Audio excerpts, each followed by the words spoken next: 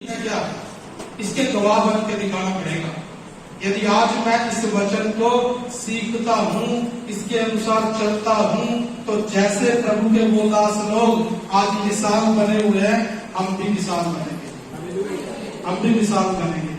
आज इसी वचनों को हम सीख रहे हैं, इसी चुनौती के साथ हम इस वचन को सीखेंगे कि हमें भी प्रभु क्या बनाए, एक मिसाल बनाए।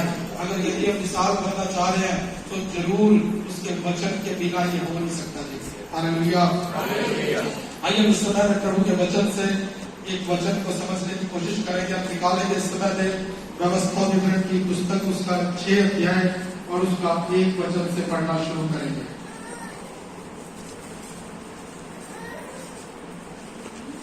व्यवस्था विवरण की पुस्तक, उसका 6 अध्याय और उसका 1 वचन से पढ़ना शुरू करेंगे।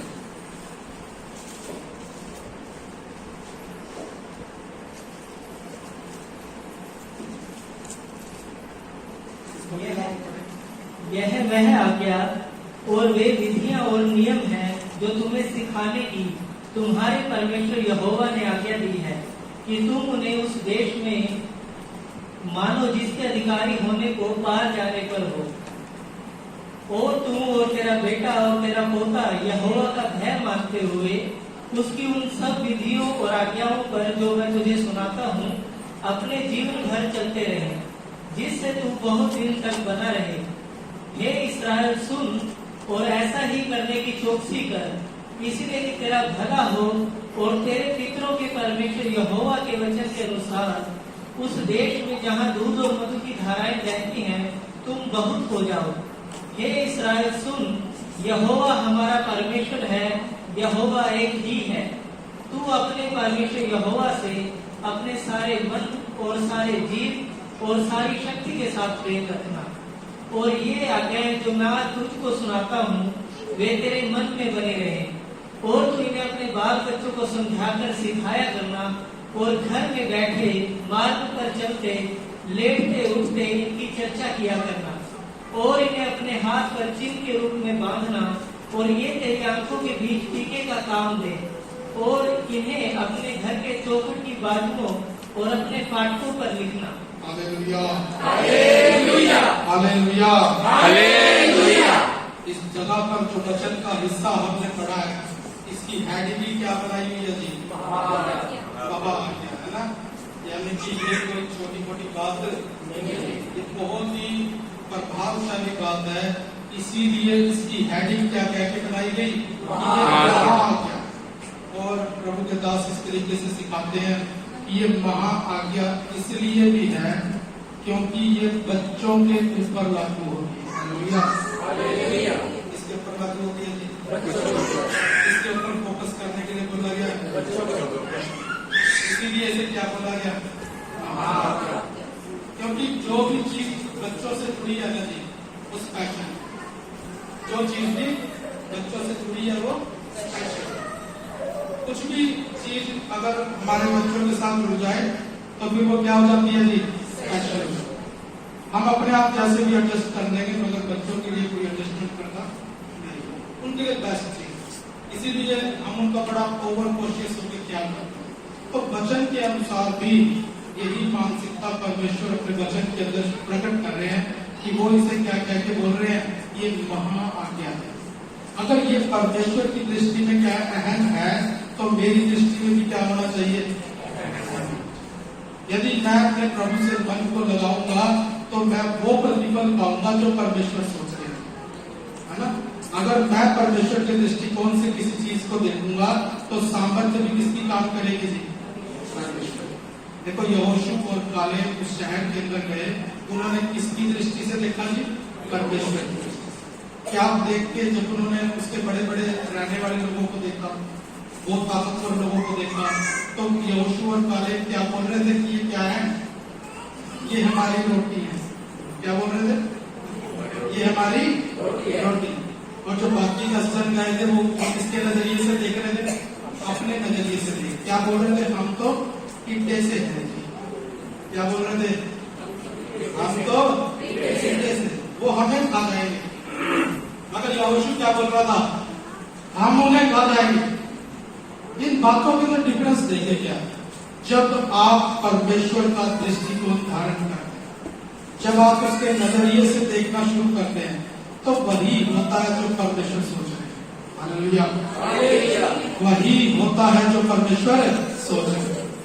जो उसने योजना बनाई है वही होएगा जी, दूसरी चीज नहीं हो सकती।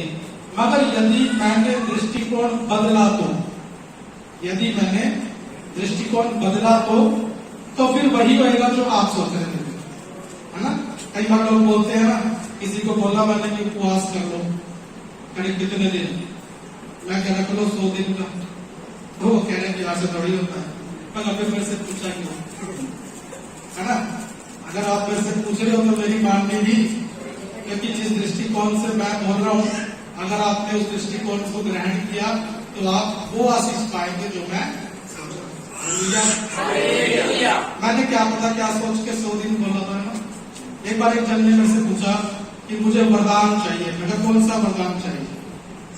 कह रहे भविष्यवक्ता का वरदान चाहिए। सबसे बड़ा वरदान बोला था पहले, फिर उसने क्लियर कर दिया कि मैं कौन सा वरदान चाह रहा हूँ, भविष्यवक्ता। ये वरदान सबसे बड़ा था। मैं कभी मिल जाएगा, मगर ये सबसे बड़ा वरदान मांगा तो कीमत भी क्या चुकानी पड़ेगी? सबसे बड़ी चुकानी। क्योंकि मांग रहे हो आप ये नहीं कह रहे प्रभु जो तेरे पास है तो दे दे, मगर मैं क्या पर्टिकुलर कह रहा हूँ ये चीज मुझे चाहिए। तो फिर अगर मैं पर्टिकुलर चीज मांग रहा हूँ तो फिर मुझे उसकी कीमत चुकानी पड़ेगी। नहीं तो फिर प्रभु के ऊपर छोड़ दो, प्रभु जब देगा तो मैं तो मैंने उसको बोला मतलब तुझे नया नियम पढ़ना पड़ेगा। कह रहा वो तो मैं रोज पढ़ता हूँ। मैं कहा एक दिन में पढ़ना पड़ेगा, एक दिन में पढ़ना पड़ेगा। कह रहा ये तो नामुमकिन है, ये हो सकता, ये नहीं हो सकता। मैं क्या तू कोशिश तो करता है ना, एक दिन में जितना पढ़ा जाता उतना पढ़ लेता। मगर उसने तो क्या ही कर दिया, इनकार ही। इसका मतलब हमें मन चाहा वरदान तो चाहिए, मगर उसकी आज्ञा पालन करने की इच्छा भी मेरे अंदर। मन चाहा वरदान चाहिए, मगर जो मैं चाह रहा हूं वही मुझे चाहिए। सबसे किसी को भविष्यवाणी का वरदान मिला और उसकी एक भविष्यवाणी सही हो जाती है, एक गलत हो जाती है, फिर वो क्या बोलेगा प्रभु से? तो ठीक से नहीं दे सकता वरदान, है ना? मगर एक बात तो समझ लीजिए जी, उसके दृष्टिकोण को समझना, जिस नजरिए से वो किसी विषय को समझता है और उस विषय को समझाना चाहता है, बस उसी के ऊपर अपना उसमें कुछ मिलाने की जरूरत नहीं। हम परमेश्वर से ज्यादा समझदार थोड़े हैं, हम परमेश्वर से ज्यादा समझदार नहीं है। वचन कहता है कि उसकी मूर्खता भी मनुष्यों की समझदारी से ज्यादा समझदार।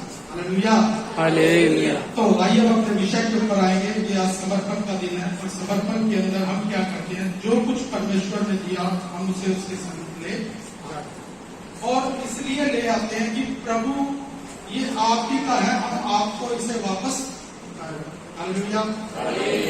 तो परमेश्वर के कलीसिया के अंदर रीति है, पुराने नियम के अंदर भी रीति थी कि परमेश्वर के लोग क्या करते थे? अपना सब कुछ परमेश्वर को अर्पण कर लेते। मगर प्रभु बोलते थे कि जब बच्चों में से तुम उसे लेकर आओ तो उसे क्या कर लेना? छुड़ा लेना, उसे छुड़ा लेना। और याजक क्या करते थे? उसे एक बार लेते जरूर थे, मगर उसे बदला करके दे वापस लेते। मगर उसको एक बात चेतावनी देते थे कि ये अपना समझ के पालना, ये किसका समझ के पालना नहीं, परमेश्वर का समझ के पालना। इसीलिए जब वचन में एक यहूदी व्यक्ति पढ़ता है कि बालक यहोवा की तरफ से दिए गए एक वरदान है, दान है, तो फिर वो जानता है कि ये किसके है ना, तो फिर वो जानता है कि ये बच्चे किसके हैं? परमेश्वर के। उसको डांटते समय, उसको सिखाते समय, उसको और कोई बात देते समय या कुछ करते समय एक दृष्टिकोण मन में रहता है कि ये बच्चे किसके हैं? परमेश्वर के। जब इस दृष्टिकोण से उसको सिखाने समझाने का समर्पण कर रहे हैं, तो फिर मेरे अंदर क्या आएगा? है ना, मेरे अंदर क्या आएगा? यदि अभी कोई अगर एक चम्मच को ले आए तो उस चम्मच को यदि आपको खा लो जी, आप उस चम्मच से खा लोगे आराम से। अगर जब पता लगे ये महापवित्र स्थान में मेज पे रखा था, फिर क्या हो जाएगा? विचार बदल जाएगा। अगर एक प्लेट सिंपल प्लेट है अगर पता लग जाए कि ये पवित्र स्थान में से उस मेज पे से प्लेट उठा के लाया तो फिर विचार क्या हो जाएगा, बदल जाएगा। अगर इस सिंपल मेज है तो कोई बात नहीं, यदि पवित्र स्थान की मेज है तो ये विचार बदल जाएगा। हम क्या समझाने की कोशिश कर रहे हैं कि जब हम किसी चीज को यहोवा के साथ जोड़ देते हैं तो फिर वो चीज के मायने बदलते हैं। अगर मेरी दृष्टि में यहोवा का नाम जुड़ने के बाद उसके मायने बदल ही ना रहे तो फिर मैं यहोवा को नहीं जानता, फिर मैं यहोवा को जानता ही नहीं, क्योंकि मेरी नजर में तो ऐसे ही ये ऐसे ही वो। अगर जिस जगह पर यहोवा का नाम जुड़ जाता है जी, उस जगह पर भावनाओं का बदलना बहुत ज्यादा जरूरी है। हमें कोशिश हो जाना पड़ेगा, हमें सावधान हो जाना पड़ेगा जी, क्योंकि परमेश्वर का नाम क्या हो गया जी। एक बार आप बता रहे थे ना कि यहूदी से आपने बोल दिया था क्या नाम है ये, तो बताया उसने लिख दिया, कह बस यही है, पढ़ लो जो तुमने समझ में आया। उसने यहोवा के नाम को लिख दिया मगर पढ़ के सुनाया। ये उनका आदर है ना, ये आदर है उनका। आज हम अपने परमेश्वर का नाम सुन के कितने ज्यादा विवेकशील होते हैं, ये आपके आत्मिक जागृति का प्रतीक है। कितना मेरे अंदर जो भावना उमड़ती है वो क्या है। अगर मुझे ये पता लग जाए इस समय परमेश्वर का है तो फिर मेरी भावना कैसे बदलती है। अगर नहीं बदलती तो अब कौन है, साधारण इंसान है ना, फिर तो सोमवार मंगलवार सब क्या है एक तरह से। मगर यदि मेरे जीवन के अंदर मेरे परमेश्वर की अहमियत है तो उसका नाम आते ही मेरी भावनाएं है। क्या करना वो बात की बात है, मगर कम से कम मैं क्या हो जाऊंगा जी, सावधान, मैं क्या हो जाऊंगा, सचेत और बिल्कुल अटेंटिव हो जाऊंगा कि मुझे क्या करना है। जैसे ही कोई गाइडेंस आएगी मुझे उसका पालन करना है ना। कम से कम मैं काम करने के लिए क्या हो जाऊंगा, क्या हो जाऊंगा, एकदम से काम करने के लिए एकदम से मैं आज्ञाकारिता के एकदम से फॉर्म में आ जाऊंगा, एकदम से बस एकदम इशारा मिले और मैं क्या कर दूंगा। जब मूसा उस पहाड़ के ऊपर गया तो वो क्या होगा, एक भय से इब्राहिम जब उसकी भाषा की समय तो एक पवित्र भय से भर गया। और उसके बाद जब हम देखते हैं कि यहोशू के समय में भी पवित्र भय से भर गए, इजराइल भी पवित्र भय से कई बार भरा है। अब उस समय पे क्या कर रहा है, बस एक इशारे की जरूरत है, बस एक इशारे की जरूरत है। कुछ भी आज्ञा आए तो प्रभु के लोग क्या करते हैं, उसे पूरा करते। इसे बोलते हैं कि परमेश्वर के प्रति क्या होगा ना, सचेत। आज जब हम इस बात को कह रहे हैं तो ये कोई मजाक या कोई विधि नहीं है, बल्कि हम आज इस बच्चे के ऊपर क्या लगा रहे हैं जी, परमेश्वर का नाम। क्या बोलेंगे इसे, किसका है ये, परमेश्वर। Hallelujah, hallelujah, hallelujah, hallelujah. आज के वचन की मेन शिक्षा यही है, जिस चीज के साथ यहोवा का नाम जुड़ जाए उसे साधारण लेना नहीं, उसके प्रति क्या हो जाना है, सचेत। सचेत कैसे, आज्ञा मानने के लिए सचेत, क्योंकि जब आप तैयार होगे तो तभी आपको बात कोई आके बताएगा, तुरंत आप मानेंगे, नहीं तो फिर तैयारी ही करते रह जाना। तो आज हमने जिस महा आज्ञा के अंदर पढ़ा है उसमें लिखा है, यह वो आज्ञा है और वे विधियां और नियम है जो तुम्हें सिखाने के लिए तुम्हारे परमेश्वर यहोवा ने आज्ञा दी है कि तुम उन्हें उस देश में मानो जिसके अधिकारी होने को पार जाने पर हो। वो पार जाने पर थे किसके लिए, एक देश जिंदाबाद में। हम भी कहाँ जाने के हैं जी, पार जाने के हैं। किसके पार जाने के, आसमान के भी पार जाने के ना। मेरे घर से उसके पार जाएंगे, पता नहीं कितना, मगर एक पार करना। वो पार करना क्या है, यूहन्ना समाचार में लिखा 6 अध्याय में, जितनों ने उसके ऊपर विश्वास किया वो मृत्यु को पार होके कहां पहुंच गए, अनंत जीवन में प्रवेश कर चुके हैं। चुकेंगे नहीं, कर चुके हैं। मेरा विश्वास मुझे किसका अधिकारी बनाता है जी, अनंत जीवन का अधिकारी। और अभी बैठे बैठे मेरी कंफर्मेशन होती है कि अब से मैं कहा हूं, इफिसियों में 1 अध्याय उसके 4 वचन के अनुसार मैं स्वर्गीय स्थानों में बिठाया गया हूं, मैं मसीह के साथ स्वर्गीय स्थानों में बिठाया गया हूं और सब प्रकार की आशीषों से आशीषित किया गया है। इसका मुझे क्या करना पड़ेगा जी, विश्वास करना पड़ेगा। क्यों विश्वास करूं इसका? बताओ, क्यों विश्वास करूं इसका? है किसी के पास कोई कारण? ये दो नामुमकिन सी बातों का मैं क्यों विश्वास करूं? कोई अंदाजा लगाओ, गलत ही लगाओ, फिर मैं ठीक हूं। क्योंकि ये परमेश्वर ने, हालेलुया हालेलुया हालेलुया, ये बातें मेरे और आपके कहने सोचने से पूरी होने वाली नहीं है, क्योंकि इन बातों को कहा किसने है जी? इसीलिए ये बातें क्या होगी? पूरी। यार उसने क्या किया? हो चुकी तो फिर हो भी चुकी है जी।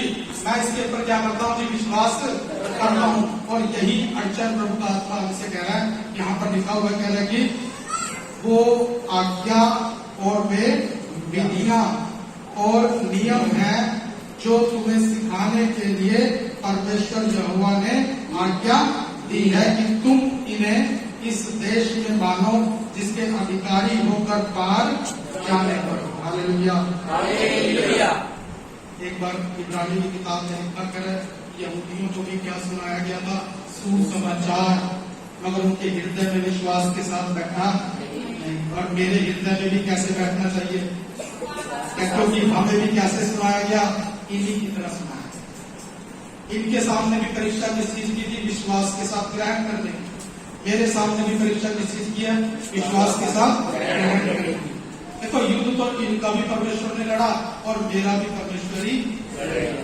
तो मुझे विश्वास में क्या बने रहना है? स्थिर रहना है। तो वचन यहाँ पे कह रहा है कि हम भी एक तैयारी में हैं और परमेश्वर से कंफर्मेशन हमें आज यहाँ पर दी है। बस हमें ये बोल रहा है कि मेरी आज्ञाओं और मेरी विधियों को क्या करना? मानना। प्रभु की आज्ञा क्या है? प्रभु की आज्ञा क्या है? एक दूसरे से प्रेम रखना। हाँ, एक दूसरे से नहीं, ठीक से बताओ, सही क्रम में। जैसा प्रेम मैं तुमसे करता हूँ तुम भी एक दूसरे से प्रेम। ठीक से बताओ जी, अभी भी बड़ी बात मेन चीज है ना?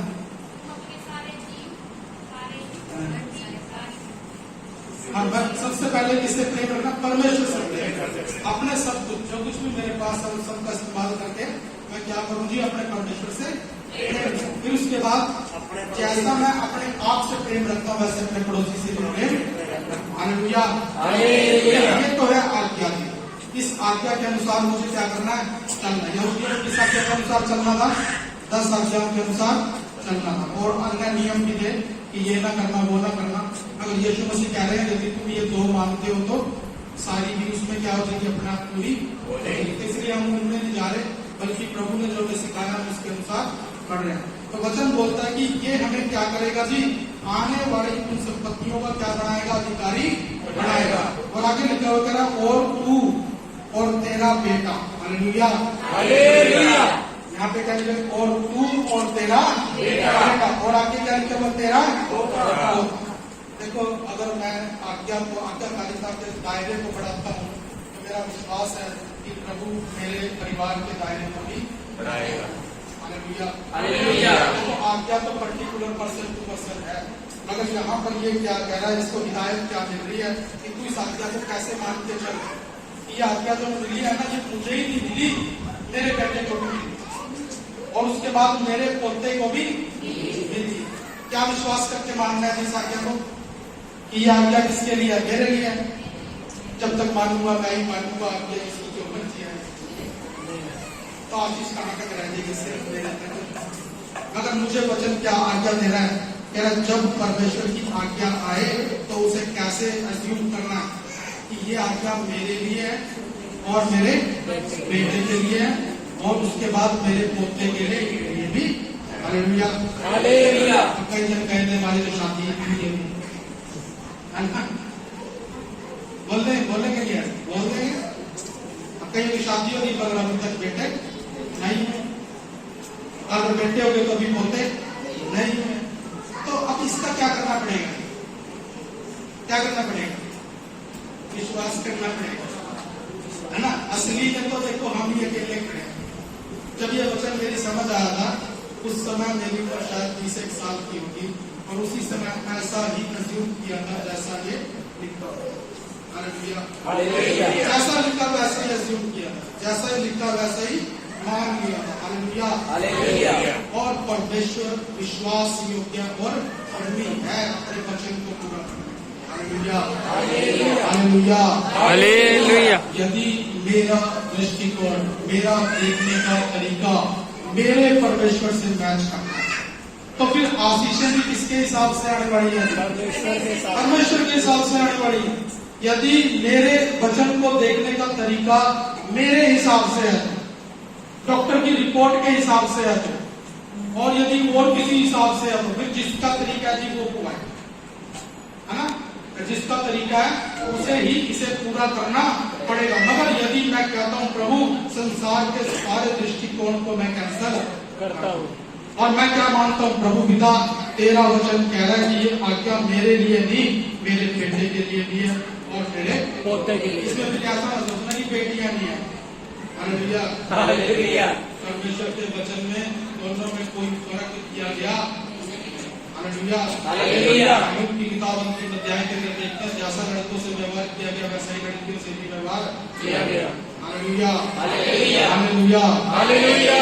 परमेश्वर के लोग परमेश्वर की सुनते हैं और परमेश्वर की ही मानते हैं। इसीलिए वचन उनसे क्या बोल रहा है कि ये महा आज्ञा इसलिए है क्योंकि इस आज्ञा में मुझे क्या डालना पड़ेगा? विश्वास डालना पड़ेगा, विश्वास डालना पड़ेगा। अभी मैं जो मांग रहा हूं इसका प्रतिफल इनको कब मिलना था? कह रहा आने वाले समय में जब तुम पार होके इस जगह पर पहुंचोगे। देखो आज्ञाकारिता का प्रतिफल कब मिलता है? बाद में। Hallelujah, hallelujah. आज यहाँ का जो दूसरा फेज में हम जाते हैं तो वचन कह रहा है इसे अकेले अपने लिए ग्रहण करना नहीं है, बल्कि कैसे ग्रहण करना है जी? अपने पीढ़ी दर पीढ़ी तक चीजों के लिए हमें ग्रहण करना। Hallelujah, hallelujah, hallelujah, hallelujah. प्रभु का आत्मा आज हम से हर एक जन से बात करे और वो कहे कि ये वचन कैसे मेरे परिवार में फैलेगा। एक बार परमेश्वर के दृष्टिकोण से इन चीजों को देखें। जब प्रभु महा आज्ञा को दे रहा है पुराने नियम के अंदर, नए नियम के अंदर, तो उसकी दृष्टि केवल आपके ऊपर नहीं है, उसकी दृष्टि आपके पूरे परिवार के ऊपर। यहाँ तक कि परिवार के जो सदस्य भविष्य में आने वाले हैं उन पर भी, यहाँ तक कि उनकी अगली पीढ़ी में भी जब आने वाले हैं तो उनके अंदर भी ये वचन क्या है? अगर सोचो ये वचन सच्चा हो जाए मेरे जीवन में, तो क्या कोई मेरी पीढ़ियों के ऊपर रोक लगा सकता है? भविष्य में कोई जादू टूना कर देते? कई बार मैंने सुना है, ऐसे गवाहियों को मैंने सुना कि लोगों ने क्या कर दिया, एक दूसरे के ऊपर जादू टूना करके उनके परिवार की बढ़ोतरी को तय कर दिया। क्योंकि उनका विश्वास और दृष्टिकोण परमेश्वर के वचन का नहीं था, तो संसारिक था, तो वैसे दृष्टिकोण से उनके जीवन में काम नहीं होता है। बढ़ोतरी उनकी है चीज, अगर जैसे ही उन्होंने अपने दृष्टिकोण को बदला और अपने पुराने सोच विचार को छोड़कर मसीह के सोच विचार को धारण किया, वो बंधन टूट गया। कई बार लोग सोचते हैं कि किसी पास्टर की प्रार्थना से बंधन टूट गए। हाँ, प्रभु का दास आदर के योग्य है, यदि वो ना होता तो फिर कौन वचन को सुनता और कौन ग्रहण करता? अगर सामर्थ किसकी काम करती है? परमेश्वर की। तो वही है जो जीवनों के अंदर काम करता है। तो हमें भी दृष्टिकोण किसका ग्रहण करना है? अपने परमेश्वर का। और वो परमेश्वर आपको अकेले देखता नहीं है, बल्कि कैसे देखता है? पीढ़ी दर पीढ़ी देखता है, पीढ़ी दर पीढ़ी देखता है। हमें भी क्या करना है? उसी का चश्मा लगा के अपने परिवार को, हम भी जब किसी को ब्लेस करते हैं तो एक पीढ़ी के लिए नहीं, 3 पीढ़ी के लिए। इसीलिए प्रभु बोलते हैं कभी आशीष दे दी, कभी श्राप दे दिया, ऐसे ना किया। अगर श्राप देना तो बस एक ही बार दे के खत्म करो, अगर आशीष देनी तो फिर दोबारा कभी से श्राप देना। Hallelujah, hallelujah, hallelujah, hallelujah. परमेश्वर का नबी था बिलाम, जब वो देने के लिए श्राप गया तो प्रभु से क्या कह रहे थे? क्या बोला था उसको? कौन बताएगा? जो आशीष के भागी हो चुके हैं अब उन्हें श्राप किया जा सकता।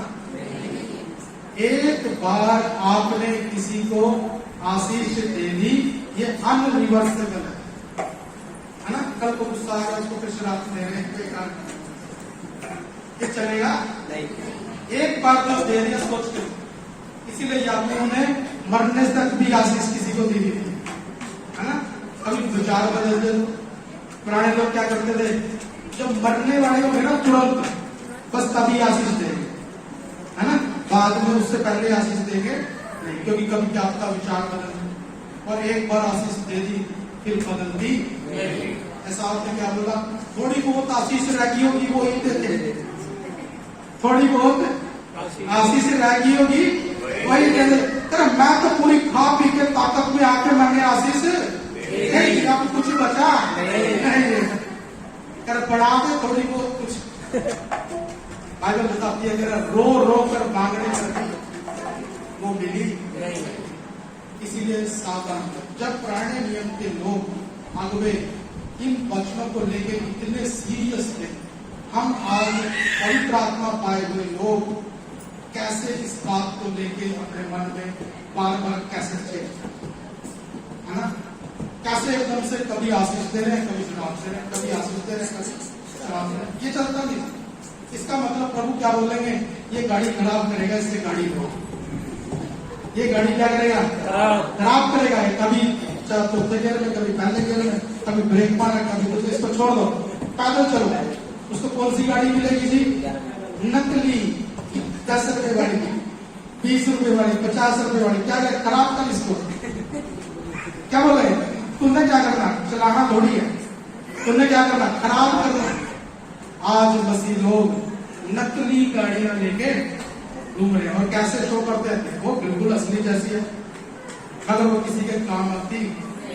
यदि अपने जीवन के अंदर असली चीजों को लेना चाहे तो दृष्टिकोण प्रभु का होना चाहिए और सहमति होनी चाहिए उसकी विचारधारा के साथ। एक बार एकाबियों को ले आया था प्रभु पवित्र स्थान के अंदर याजकों के बीच में, और यर्मिया नबी से बोलता है, कर जाओ अपने काबियों में से एक को लेके आओ और उसे क्या पिलाना, क्या पिलाना, दाख मधु पिलाना। दाख मधु मतलब शराब पिलाना उसे। कहाँ बिठा के, परमेश्वर के भवन में, एकाबियों में से। और वहां पर कौन कौन बैठे हैं, अपनी नीली पीली वर्दी पा के कौन बैठे हैं, याजक लोग बैठे हैं। और बीच में कौन बैठा है, इजराइल का भविष्यवक्ता बैठा है। और बीच में क्या रखा हुआ है, उन्हें हंडा रखा हुआ है, बहुत बड़ा मटका जिसमें 40 लीटर आता होता है, वो लेके बैठे कटोरे में डाल के दे रहे, तो लो का भी तुम पियो। तेरे काबी ने क्या जवाब दिया, कह रहा तुम्हारी छत के नीचे आ गया हूं, एहसान समझना, पीऊंगा नहीं। क्यों नहीं पीऊंगा, कह रहा परमेश्वर कह रहा है तुझे पी ले, है ना, परमेश्वर बोल रहा है पी ले। खुद इस्राएल का भविष्यवक्ता तुझे डाल के दे रहा है, याजक लोग ऑलरेडी एक एक पी चुके हैं, क्या समझ रहे हो।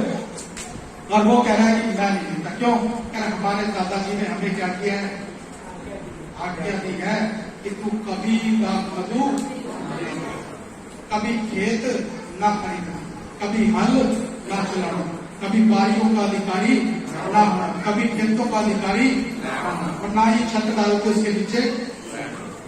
अगर कोई प्रतिफल नहीं है वहां पे, परमेश्वर ने बोला उनको, डांटा उनको, अगर देख लो कराली बेइज्जती कर और कराऊं क्या, कितनी बड़ी बेइज्जती। सोचो परमेश्वर कह रहे हैं, इस्राएल का भविष्यवक्ता बोल रहा है, याजक लोग आसपास बैठे हैं और वो बंदा तो क्या कर दिया, बेइज्जती कर दी उसकी। अरे ये व्यक्ति ना एक इंसान की सुन के इतने ताबेदार है, और तुम्हें तो मैंने क्या दिया है, एक एक आज्ञा के पीछे आशीष दी है, एक एक बात मानोगे, एक एक आशीष भी तुम्हें दी है। तुम्हारे लिए ना मैं आसमान से बारिश करता हूं रेगुलर। एक प्रभु का दास सिखा रहा था कि जब इजराइल को 90 AD के अंदर इजराइल में से निकाल दिया गया तो आसमान से बरसात आनी बंद हो गई। कितने साल तक बंद नहीं पता, 1700 साल, 1700 साल तक वो बरसात वहां पे बरसी ही।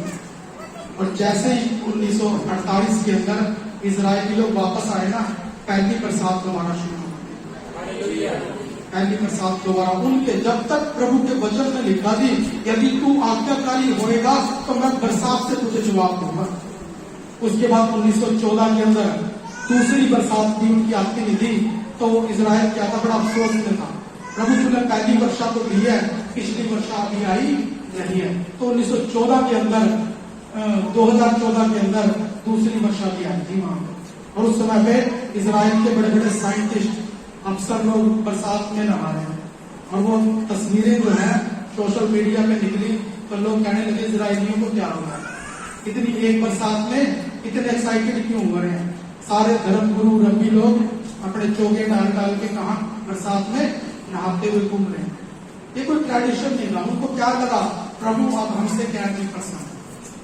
आज उस परमेश्वर ने हमें क्या दिया? ब्लेसिंग दी है, उनकी बातों को कंफर्म कर रहे हैं। मगर आज हम लोग उन रिकाबियों से भी नीचे करने चलेंगे। क्यों? क्योंकि प्रभु के दृष्टिकोण को समझते नहीं, उसकी कंफर्मेशनों के बाद भी हमारा विश्वास उसके ऊपर बढ़ता नहीं है। तो वचन में एक बात को सिखा रहा है कि हमें अपने परमेश्वर के सम्मुख जब आना है तो बड़े आदर के साथ आना है। लिखा हुआ इसके अंदर करेंगे, हे इस्राएल सुन और ऐसा ही करने की चौकसी कर, इसलिए कि तेरा भला हो और तेरे पितरों के परमेश्वर यहोवा के वचन के अनुसार उस देश में जहां दूध और मधु की धाराएं बहती हैं तुम बहुत हो जाओ। हालेलुया। आप सब जन चाहते हैं कि हमारा भी क्या हो जाए, कुछ भला। बहुत सारी चीजों को हम क्या कहते हैं, भला होना चाहिए। भलाई को लेके सारी बातें चलती हैं। वचन क्या बोलता है? हमें आज्ञाकारी बनना, हमें परमेश्वर के वचन के प्रति संजीदा होना पड़ेगा। सिर्फ वचन नहीं, वो किस दृष्टिकोण से हमें वचन को दे रहा है। प्रभु की शिक्षाएं आपके लिए नहीं है जी, आपके बच्चों के लिए, अगली पीढ़ी तक के लिए भी, क्योंकि यहाँ तक हमें क्या करना है? पहुंचाना है। हालेलुया। इसीलिए वचन कह रहा है कि तुम इसमें क्या हो जाओगे? बहुत हो जाओगे। देखो बढ़ती जो है ना, सिवाय परमेश्वर के कहीं से नहीं हो सकती नहीं है। आगे लिखा हुआ है, हे इस्राएल सुन, यहोवा हमारा परमेश्वर यहोवा एक ही है। तू अपने परमेश्वर यहोवा से अपने सारे मन, अपने सारे जीव और अपनी सारी शक्ति के साथ प्रेम रखना, और ये आज्ञाएं जो मैं तुझे देता हूँ वे तेरे मन में बनी है। प्रभु की आज्ञाएं कहाँ बनी रहनी चाहिए? प्रभु की आज्ञाएं कहाँ बनी रहनी चाहिए? एक और वचन पढ़ेंगे जी, यहोशू की पुस्तक 1 अध्याय उसका 8 वचन पढ़ेंगे।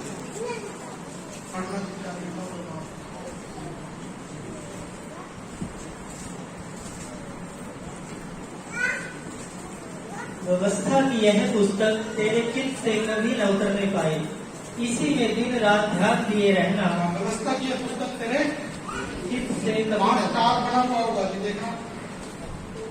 मुंह से न हटे।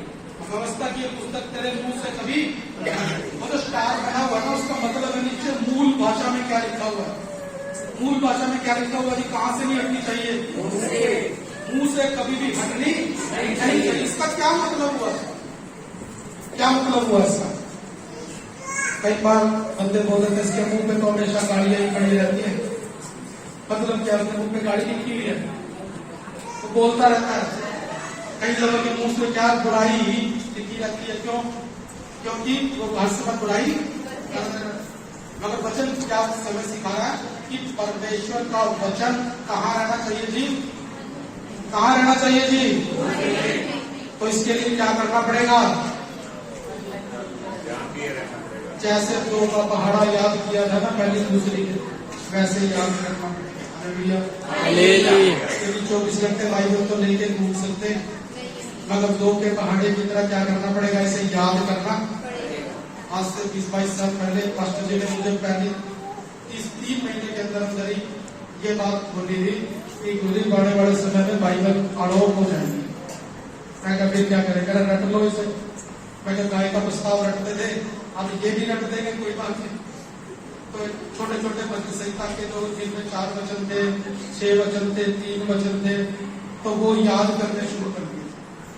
तो इसी तरीके से आदत को धीरे धीरे बढ़ाएं। बच्चों को भी हम क्या सिखाते हैं कि आप वचन को क्या करो जी?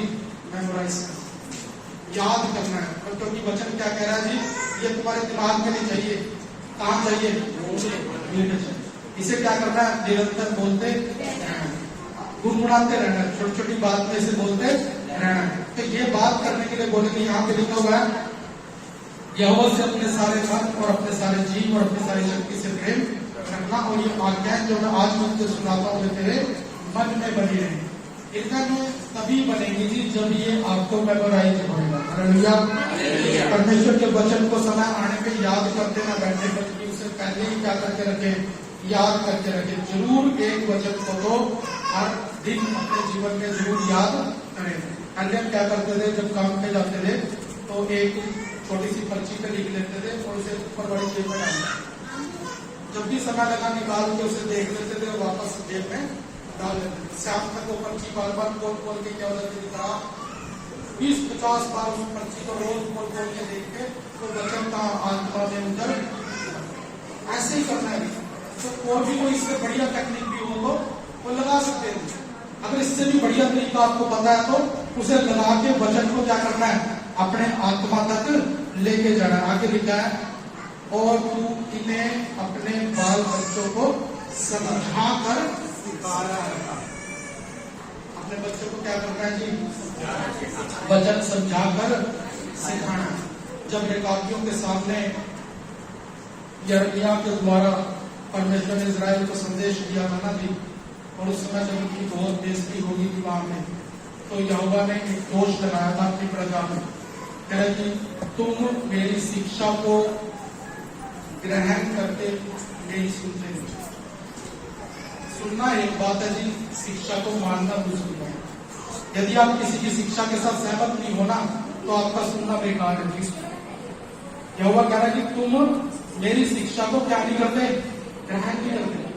यीशु मसीह ने बोला, अगर तुम कहते हो कि भाई परमेश्वर पे काम करना व्यर्थ है, मलाकी भी घोषणा लाता है इजराइल पे, अगर तुम्हारे ऊपर बड़ा शराप पड़ा है। क्यों बड़ा शराप पड़ा है? कई लोग हमने ज्यादातर सुना उस हिस्से में कि तुम विश्वास करते इसलिए शराप पड़ा। वो बात नहीं कर रहा मैं, उसके ठीक 50 से ग्राम आगे की बात कर रहा हूँ। वहां पे लिखा है कि लोग क्या बोल रहे थे, क्या बोल रहे थे, क्योंकि लोग कह रहे थे जहलों का काम करना व्यर्थ बात है। क्यों कर रहे हैं, पागल हो गए तो तुम अच्छा खासा काम कर लो। भाई हमारे घर आके कह रहे थे हम कुछ पैसे देंगे, मैं कहते यही कोई इल्जाम हमारे ऊपर लग रहा है, हम तुम भी हमें पैसे देके क्या कर रहे हो, वापस लेके जा रहे हो। तो यही बातें हुई तो लोग क्या बोल रहे हैं, मलाकी के अनुसार आइए पढ़ लेते हैं ताकि कभी कंफ्यूजन ना आए। निकाले मलाकी की किताब, उसका 3 अध्याय,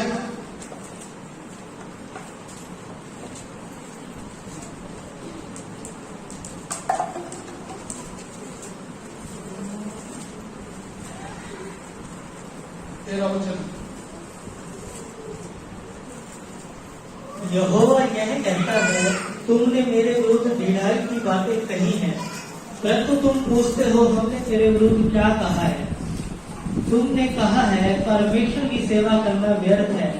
हमने जो उसके बताए हुए कामों को पूरा किया और सेनाओं के यहोवा के डर के मारे शोक का पहरावा पहने हुए चले हैं, इससे क्या लाभ हुआ? पता लगे क्या ढिठाई की बात बोल रहा था इजराइल, क्योंकि इजराइल इस समय स्टैब्लिश नहीं था। तो आके इजराइल को किसने बसाया, नहमिया ने बसाया जी, है ना। नहमिया ऑर्डर लेके आया था तो काम शुरू हुआ था। उसके बाद एजरा गवर्नर को शिक्षा लेके आया था तो इजराइल स्थिर हुआ था। उसके बाद याजकों ने मिलकर अपने अपने हिस्से की दीवार भी बनाई थी। और जब ये सारा काम हो गया, इजराइल स्टैब्लिश हो गया, जरूबेल का मंदिर भी बन गया, उसके बाद अब वो लोग कह रहे हैं कि क्या होता है यहोवा का काम। देखो जब सेवकाई की हमें जरूरत होती है ना, उस समय पे तो हमें लगता है कि सेवक बस प्रकट होते हैं। अगर जब हम थोड़ा लेवल पे आ जाते हैं, फिर सेवक को प्रैक्टिस लेके जा रहे हैं। सेवक को लोग ऐसे भी उसकी किस्मत में देगा, मगर ये बात हम परमेश्वर से नहीं कह सकते। ये बात हम परमेश्वर से नहीं कह सकते, क्योंकि परमेश्वर ने उसको यहाँ पर आने के लिए भेजा है। उसके काम करने का तरीका यही है। अब क्यों सेवक लोग सब कामों को छोड़ के अपनी सेवा करते हैं? क्योंकि प्रभु ने कहा कि सबको क्या कर, इनकार कर और मेरे पीछे बोले। तो इसी बातों को समझना वचन बोलता है इजराइल के समय में, कह यहोवा का काम करना क्या है जी, इस विचार से हमें कह रहे हैं सावधान है। देखो शैतान आपको नाश नहीं कर सकता, मगर यदि आपके अंदर उसने गलत चीजों को फीड कर दिया ना, तो ये आपके नुकसान का कारण बन जाएगा। इसीलिए परमेश्वर का वचन बोलता है कि परमेश्वर के नियम, उसके काम करने का तरीका, ये तुम्हारे हृदय के अंदर बसना चाहिए। और अपने बच्चों को क्या करो जी, इन बातों को समझा कर, इन बातों को समझा कर। इसीलिए इजराइल के अंदर क्या विधि थी, जब शाम के समय वो बैठते थे तो उनके माँ बाप क्या करते थे जी, लाल समुद्र कैसे 2 बार बचा उनको बोल के बता, क्योंकि परमेश्वर ने आज्ञा दी थी कि बताना ये पत्थर किस नाम पे है ना। उसके बाद जो भी प्रभु ने काम किए फंसे के त्योहार के बारे में उनको क्या करते थे, बताते थे, समझा के बताते थे, भाई क्यों तुम ऐसा कर रहे हो, क्यों तुम ऐसा कर रहे हो, इस तरीके की बातों में। और उस आगे लिखा हुआ देखो इसके अंदर, अपने बाल बच्चों को समझा कर सिखाया करना, और घर में बैठे हुए, आप घर में बैठे हुए क्या कर रहे हैं जी, मोबाइल चला रहे हैं, घर में बैठे हुए क्या कर रहे हैं, टीवी देख रहे हैं। मगर वचन क्या सिखा रहा है जी, हमें अपने घर पे बैठ के क्या करना है जी, बच्चों को समझाकर वचन को, है ना। अगर बच्चा जिद करे तो आज समझाने के लिए उसे क्या करना है जी, इस चीज की अहमियत का पता होना, हालेलुया, अहमियत का पता होना चाहिए। सोचो अगर एक छोटा सा बच्चा अपने माँ बाप को रिस्पेक्ट मिले तो कितनी अच्छी बात है, बुरी बात है, बुरी बात है। 4 पड़ोसी भी आगे क्या बोलेंगे, तुम्हारा बच्चा तुम्हारी इज्जत नहीं करता तो किसकी इज्जत। एक सवाल भी पूछते इस बारे में, सोचो अगर हमारे बच्चे परमेश्वर की इज्जत नहीं करेंगे तो फिर किसकी करेंगे, और परमेश्वर की इज्जत कब करेंगे, जब आप उसे परमेश्वर के बारे में बताएंगे। आज बड़े दुख की बात है जी, हमारे बच्चे हमारे परमेश्वर के बारे में नॉलेज तो है, हाँ पुरुष पे ऐसा वैसा है ना, मगर जो उसके प्रति नाम आते ही एक भय भाव अंदर, आदर का भाव अंदर जगता है ना, वो चीज थोड़ी मिसिंग होती है। नॉलेज है बच्चों को, ये भी कह रहे हैं बच्चों को नॉलेज नहीं है, रोज एक वचन भी याद करते होंगे, मगर एक जो भय भाव, आदर का भाव है, ये भाव को देखो आपको उसकी आत्मा में समझाना है ना।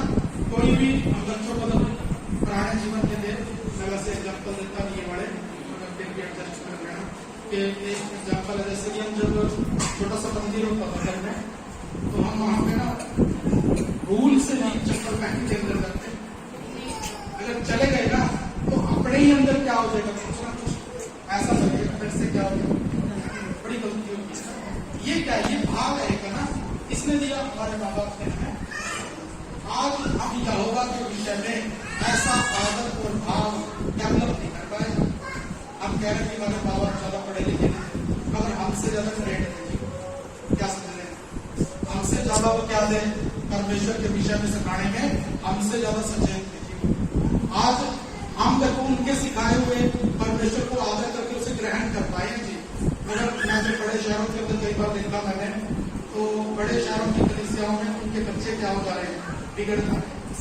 क्यों बिगड़ जा रहे हैं, संडे स्कूल में अच्छे से परफॉर्मेंस करते हैं, क्लास में अच्छे से भजन बोलते हैं, उसको समाचार सुनाते हैं, सारी एक्टिविटियों में पार्टिसिपेट करते हैं, मगर फिर भी बिगड़ जा रहे हैं। क्यों, नॉलेज तो सारी है मगर परमेश्वर के प्रति है।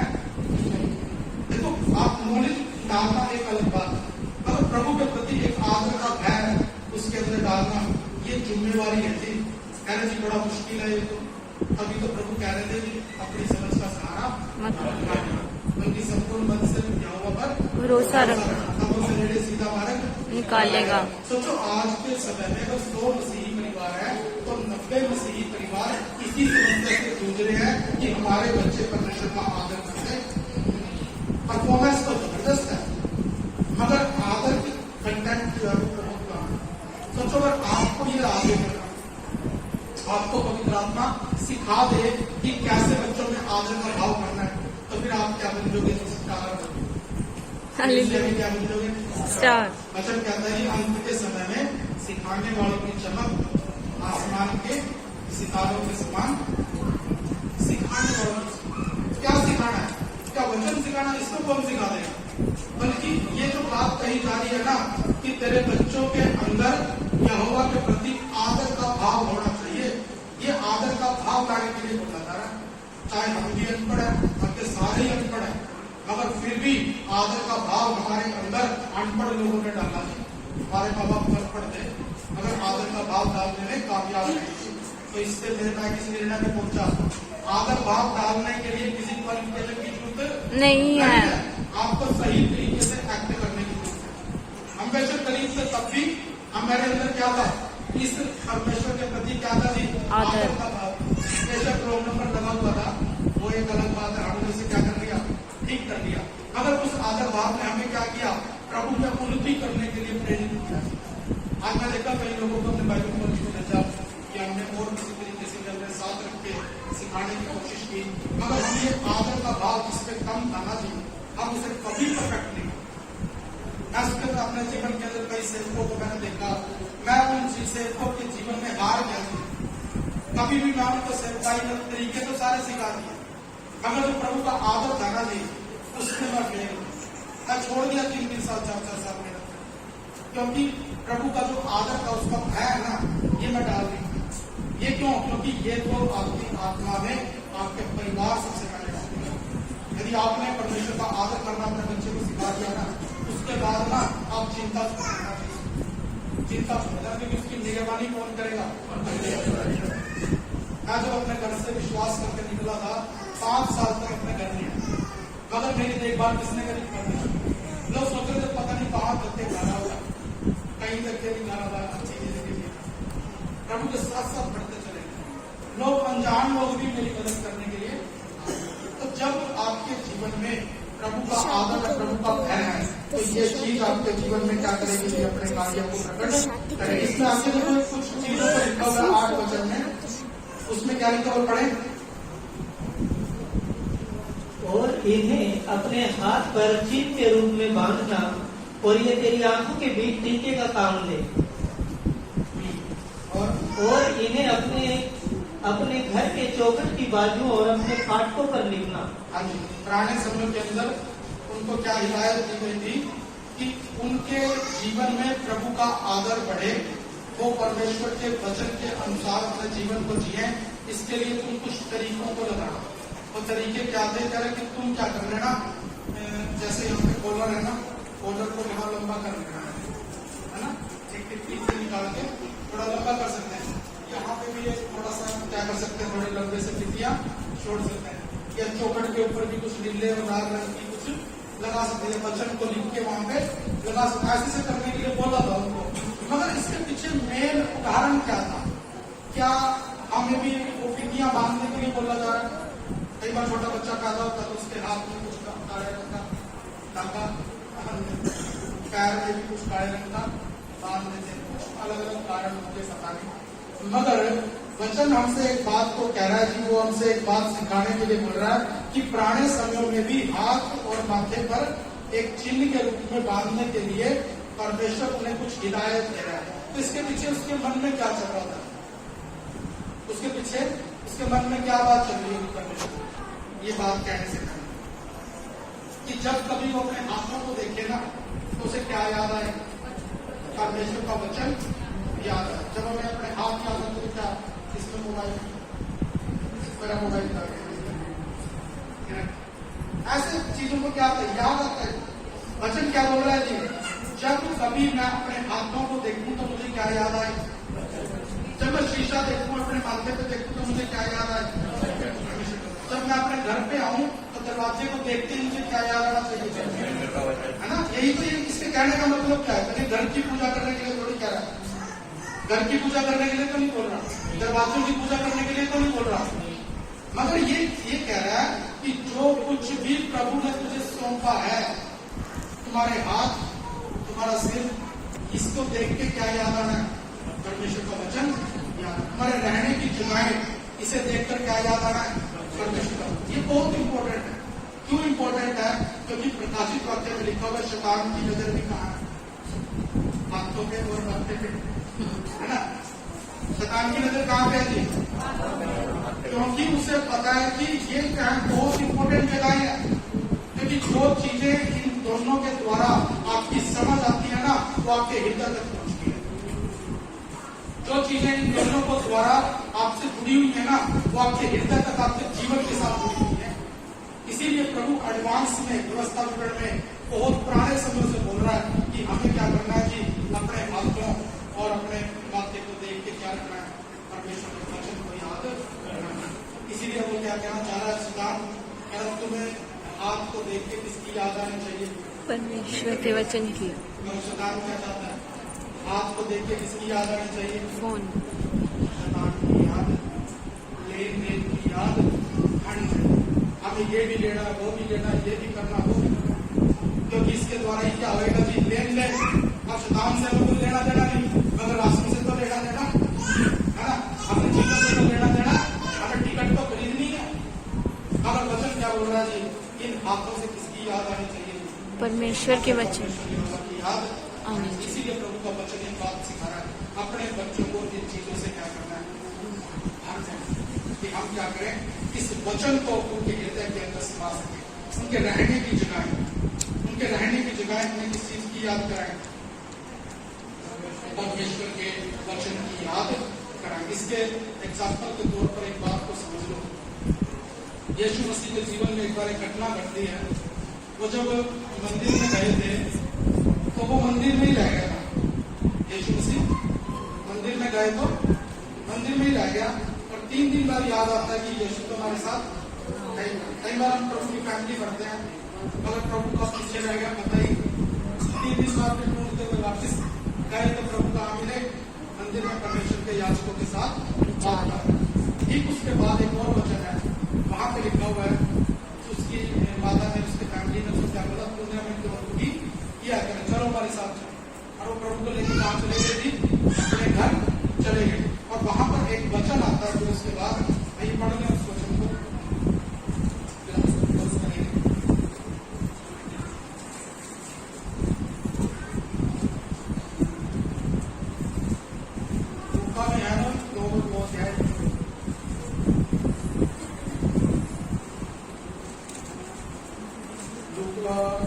लूका 2 और उसका 50 से पढ़ना शुरू, 50, 51 और 52।